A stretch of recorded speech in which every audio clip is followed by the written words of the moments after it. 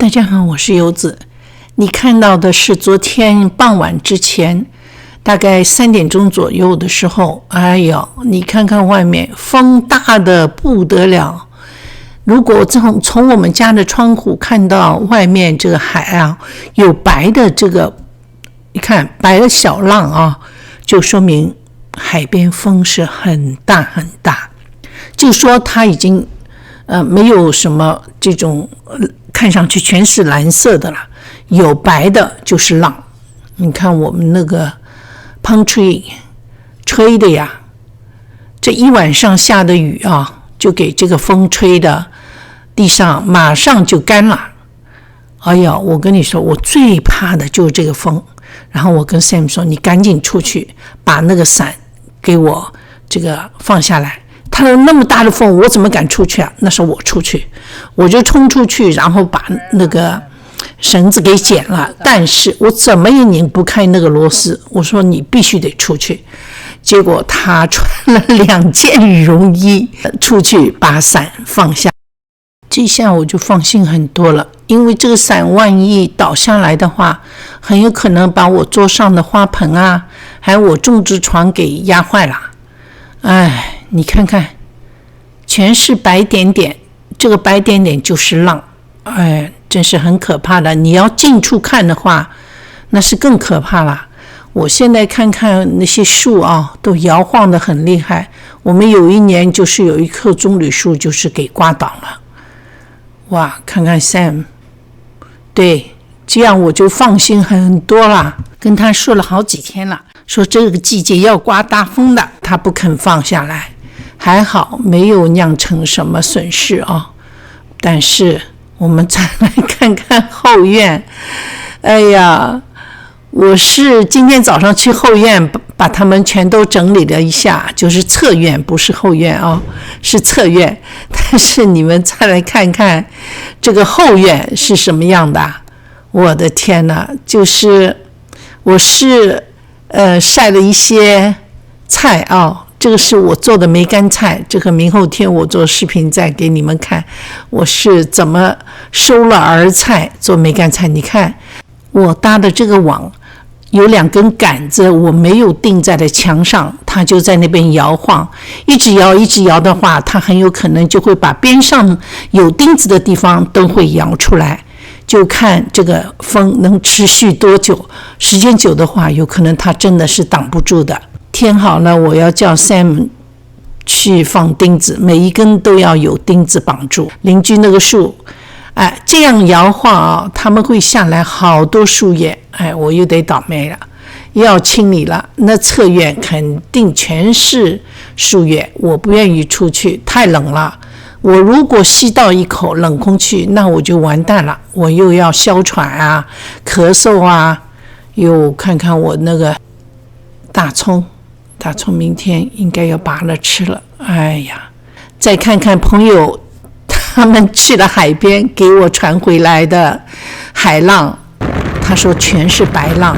我说对呀，我们家客厅里饭厅里看出去蓝的海，上面全是白点点，白的这个浪就说明是这个浪很大。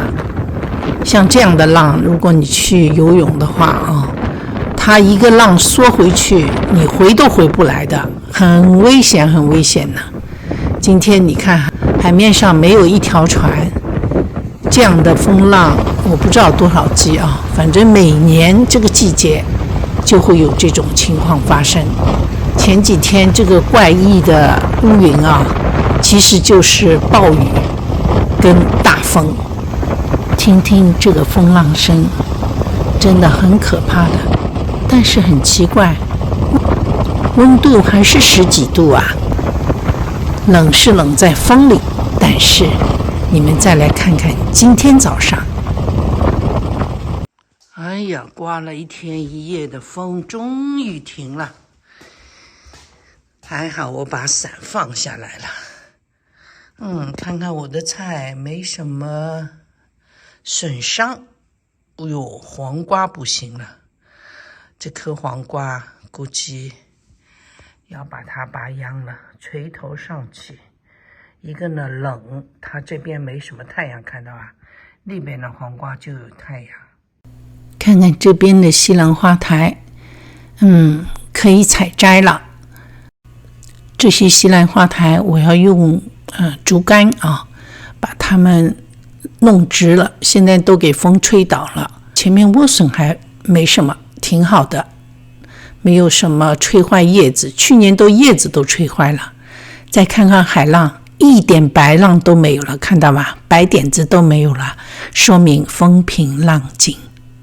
今天想吃泡饭，因为昨天又看了《繁花》，我已经看到18集了，看到那个阿宝天天吃泡饭，引得我嘴馋的呀。《繁花》多看几集就会发现，阿宝就喜欢吃泡饭。真的，上海人就是不吃这一口泡饭，今天吃的山珍海味好像都没过瘾。那吃上海的泡饭需要些什么小菜呢？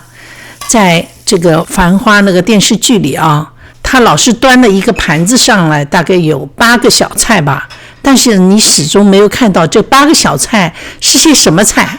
那今天我就给你们做一下这几道小菜，也是我们家和我从小吃大的，我外婆做的，我妈妈做的啊。这个今天是我自己做的。那第一道菜呢是这个酸菜，也就是咸菜。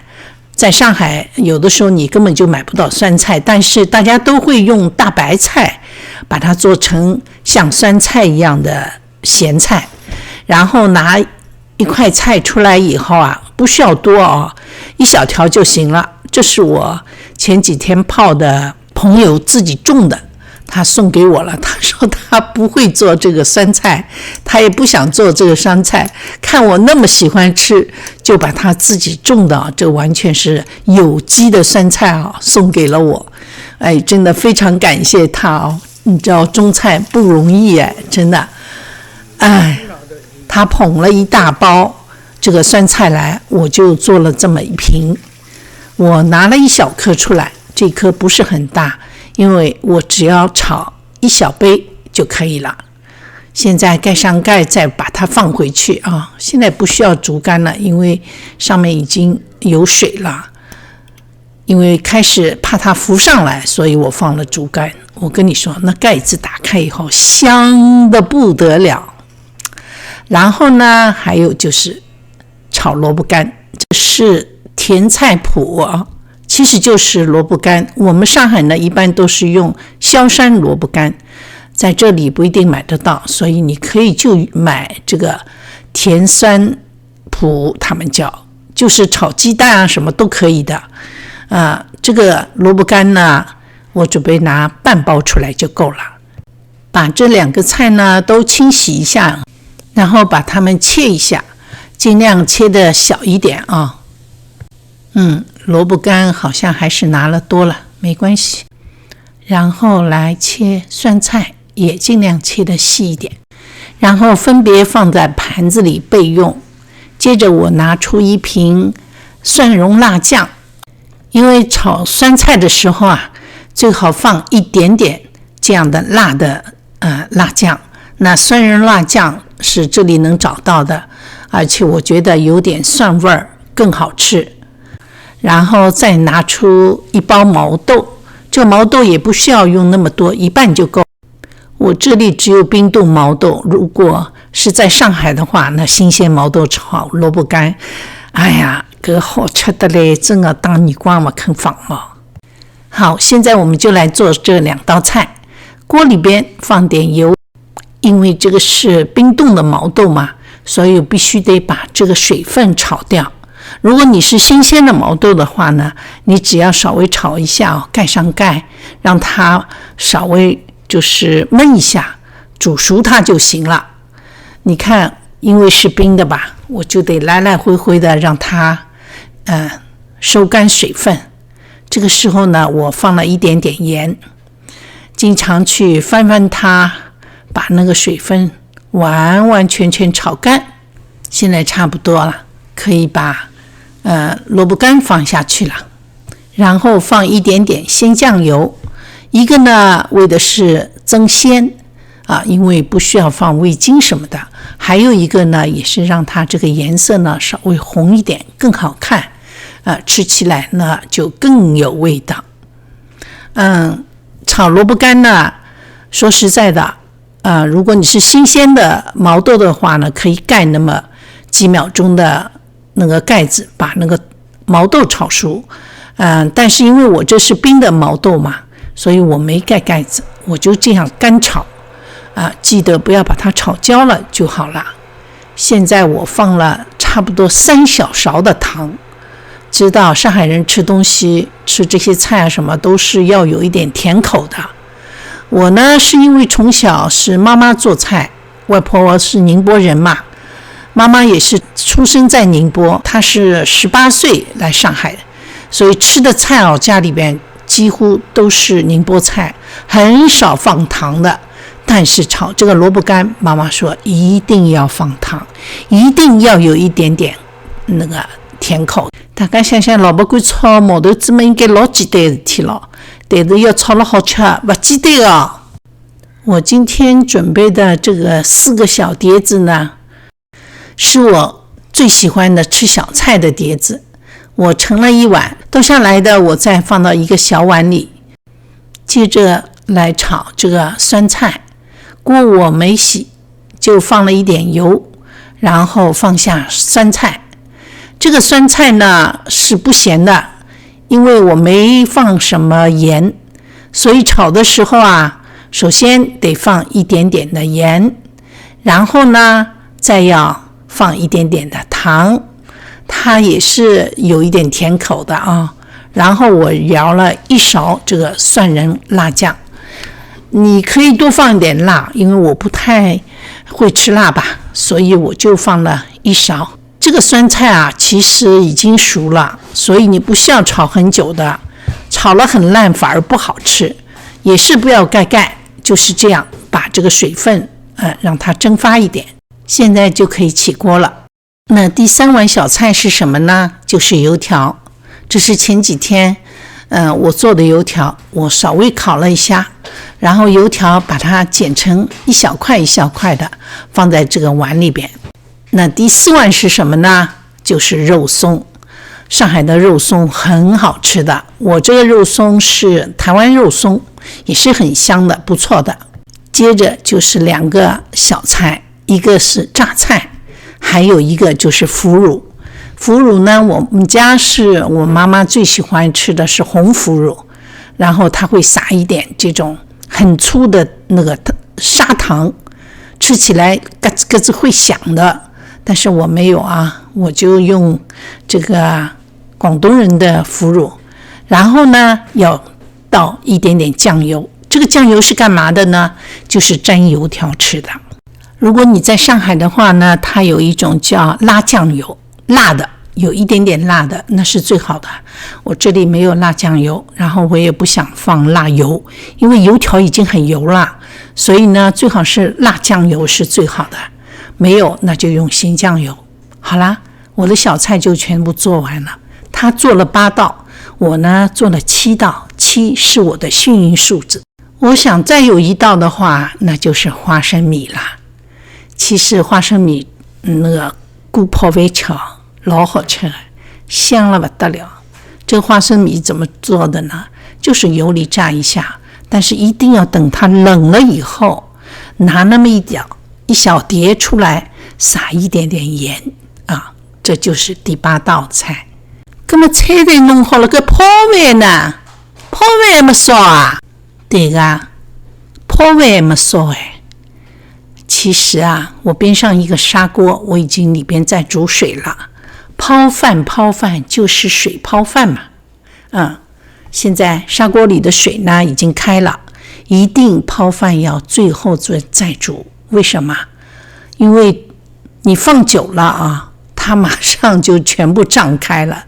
你看看泡饭的饭呢，一定是隔夜的饭，不可能用新鲜的饭来煮泡饭的。我拿了2勺昨天煮的米饭，这个米呢我是用泰国米做的，如果是上海的话呢都是大米，所以如果是泰国米的话呢，你得盖上盖，让它稍微煮一会儿，就让它煮开。但是如果是大米的话呢，几乎放下去你就可以盛起来吃了。这个时候 Sam 来叫我帮他要做个菜，所以呢这泡饭放在那个炉子上呢，我等它开了以后我就关火呢，没有拿开这个炉子，等于这个炉子还是有点余热的嘛。等我吃的时候它完全胀开了，一点水都没有了。这种情况我在上海经常碰到的。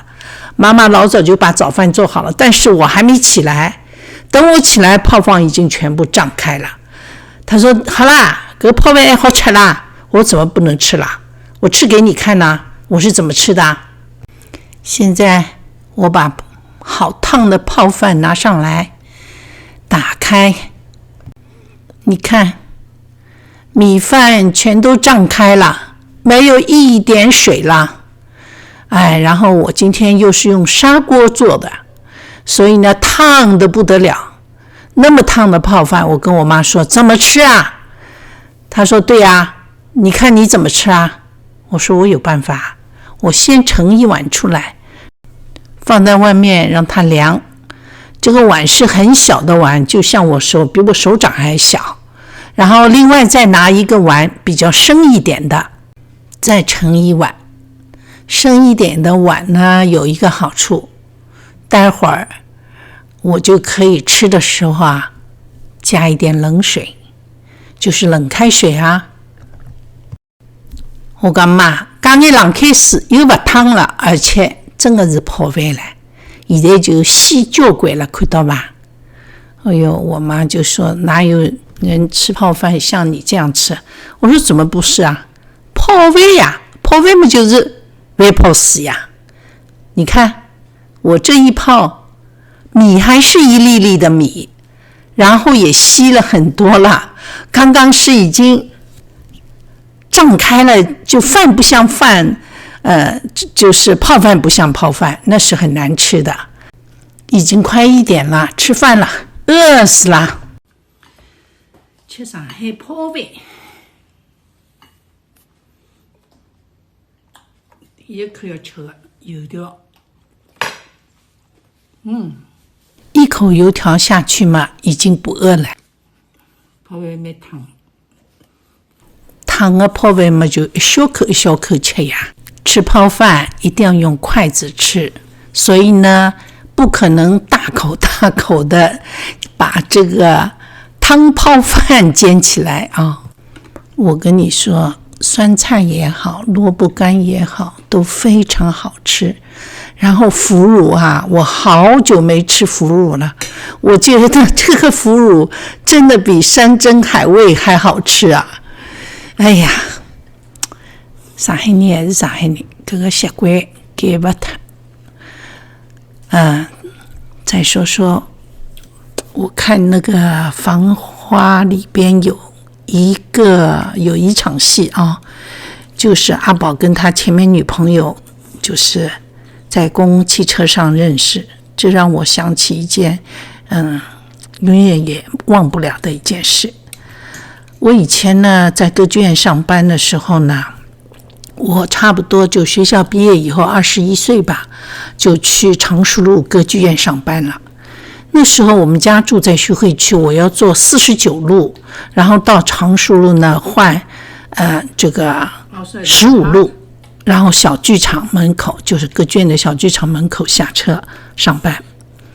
那冬天呢，真的大家穿的羽绒服，就像这个《繁花》里边这个镜头，拼命挤啊，那穿的羽绒服挤啊，挤上去是滑的，那挤下来你就不用走的，后面人推你一下，羽绒服哗一下滑过就滑出来了。但是最恶心的是夏天，那是我刚毕业嘛，年轻，我也没谈过恋爱，我也不知道，反正我穿的是真丝的这个裙子，然后车下来的时候，卖票员就说：“小姑娘，回去那裙子打的。”我还没注意啊，这时候我是回来从歌剧院上班回来，我就看一呦，我讲哪能介恶心个啦？啥人啦？痰吐了我裙子上头。结果那个卖票员说不是痰，何里只不要面孔的男人，快点回去打他一小姑娘啊！我这个时候我不懂这什么东西，我回到家里我就跟我外婆说，我老恶心了，啥人吐痰吐了我裙子上头。我外婆说让我看，她一看，一个哟死了，侬碰到流氓了，一讲。哎呦，我这时候还是不懂，外婆就把我裙子撕了，这是一次。还有一次，我是坐在那个公共汽车上，然后有一个男的就站在我面前，我开始呢一直在看外面，结果他就踢我，那我就头一回我一看啊，哎呦好恶心哦！这个人把门窗的拉链拉开，那个东西就放在外面，哎呦我跟你说，我就溜达，我就在那个公共汽车上叫了，而且声音叫得特别的响，所有的人都回过头来，他马上把拉链拉上。我不要你空哦，那个真的是扒了外头啊！结果那个卖票员马上过来就说，把他抓出来，不要让他下车，然后直接开到派出所。哎呦，我跟你说，这两件事我永远不会忘。这个公共汽车上这种流氓啊，哎，我相信如果你也坐公共汽车，上海的这种公共汽车尤其是挤的时候啊，你也碰到过这种人，真的很恶心的。我刚不能听这个泡饭，说实话啊，一碗已经吃下去了。那一碗为什么我盛在外面？因为我的碗是很小的，然后又放了水嘛，所以呢其实没多少米啊。那我另外再盛一碗是为了什么呢？它凉了，我一碗喝完了以后呢，这个就可以是第二碗了。所以当我看到这些公共汽车，然后看到这些上下班挤的这个样子，我真的忍不住热泪盈眶。太多往事啊！现在我看到18集，我看的是沪剧。那昨天也有朋友问我有没有普通话的，我说有的，然后另外一个朋友马上就把链接给了他们。如果你有在上海读过书，即使你是北方人啊，但是看一下这个剧，真的回味无穷。好吧，今天视频就到这里。我跟你们说，这2碗泡饭我全都吃了，吃得我汗流浃背，最后是脱了外套，光着膀子把这2碗泡饭全都吃了。剩下这些小菜，砂锅里还有一些泡饭，我准备晚上吃。哦，对了，忘了告诉你们，做泡饭不一定要用砂锅，我是因为这里怕它冷嘛，所以用了砂锅，你就用一般的锅就可以了。如果你是大米饭的话，真的烧都不要烧，就把米饭盛在碗里，然后用开水一泡。这个其实在上海我是经常这样吃的，只是今天因为这个米呀是泰国米嘛，泰国米做泡饭啊，我跟你说香的不得了，你们也可以去尝尝。这一碗泡饭吃适意了不得了啊，比山珍海味还好吃。好吧，今天视频就到这里，谢谢你的关注。